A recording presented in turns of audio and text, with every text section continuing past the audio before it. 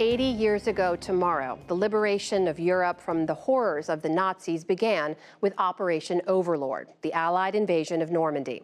Nearly 200,000 soldiers, principally Americans, Brits, and Canadians, landed on June 6th of 1944 across 5 beach sectors: Utah, Omaha, Gold, Juno, and Sword.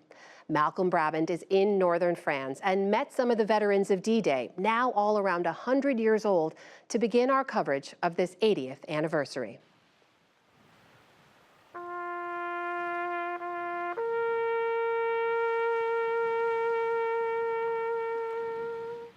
The bodies in the water, they look like logs floating in the water.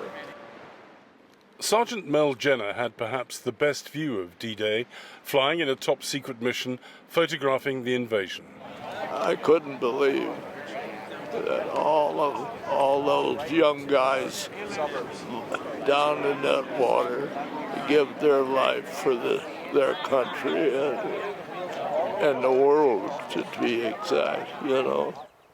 East of Omaha, British beaches also have their ghosts. One of the great things about the war was the comradeship. You were really comrades with your mates. Bill Wright, on the far right, and his Sherman tank crew came ashore at Sword Beach, near where a Norwegian destroyer was sunk on D-Day. We'd known for some time, of course, what was going to happen, and we knew that we were making history, and that was a terrific boost to morale, as you can imagine.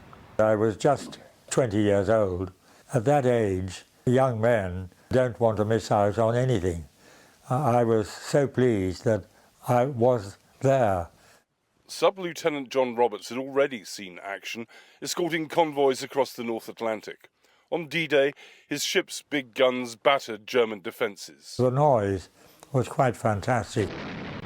There must have been 100 warships were bombarding the coast. From the skies, hundreds of planes provided air cover for the seaborne invasion below. I was flying P-38 Lightnings, and we were given the mission to protect all the shipping from England to Normandy. There were 5,000 boats out there, and we expected the Luftwaffe to really hit them. What an opportunity. And we didn't see one. I mean, it was actually a boring sort of a mission for us. Jim Kunkel still possesses a certain all-American swagger that sometimes during the war aggravated the less flamboyant British. How old is he? 101, shooting for 102 in October. What does it mean to you to be back here? Well, it's lots of memories. You never forget. Paratrooper Henry Langreher was among the first into action, aged 19. We took a shell off the corner of our wing, and shrapnel came through the plane and killed one man on one side of me and the other on the other side. So there was a lot of flak, just like the 4th of July. And how glad were you to get out of the airplane? Wanted to get out right away. Didn't want to be in that plane no more.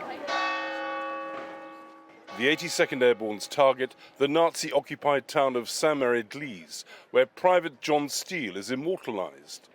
After his chute snagged on the spire, Steele played dead for 2 hours until the Germans captured him. John was taken prisoner, and we took the city and we freed all those guys. Saint-Mary-de-Lys is a shrine for paratroopers like Sergeant Andrew Caddick. I mean, there's a reason why in the United States we call that generation the greatest generation. The idea of jumping out of an aircraft with all of your equipment just to land under hostile fire and then put your own weapon into action to fight the enemy, an experienced and seasoned enemy in a foreign land, is something truly remarkable. But there's a warning from Claire Horton, who leads Britain's Commonwealth War Graves Commission, after a survey revealed that less than half of all young people know what happened on D-Day. It's a worry. If we have young people who are just not understanding why things happened and the fact that we all live actually pretty free lives here, there's a problem that history might repeat itself.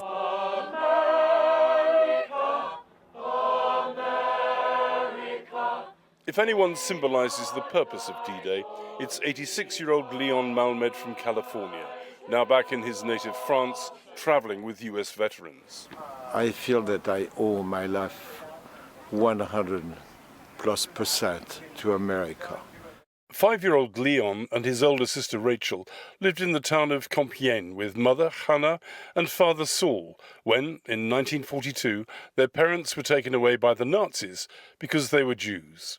At great personal risk, neighbours Suzanne and Henri Riboulot stepped into the breach. So at that time, Henri Riboulot said, "Do not worry, Mr. and Mrs. Malmed, we will take care of your children until you come back," not knowing that they would be gone forever. So that was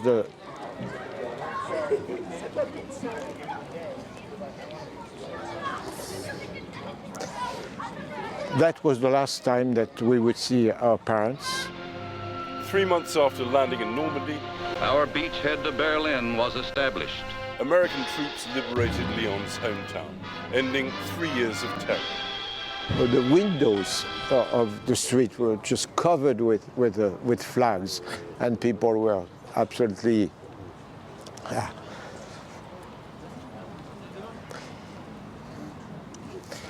It was the best day of my life, for sure. This anniversary is tinged with mixed emotions: pride, respect, and that often misused word awe, that so many veterans have returned to the beaches that were part of what history acknowledges as the longest day. But there's also sadness that in all probability this will be their last big hurrah. When anybody wants to talk about somebody being a hero, I always tell them the heroes are still over there. Naval Cadet Bridget Sheridan paid tribute, taking hallowed sand and offering a silent prayer. I come from a military family, so just being here with the veterans and everyone here, it's a blessing, an absolute honor. I have no words. Because their deeds speak for themselves.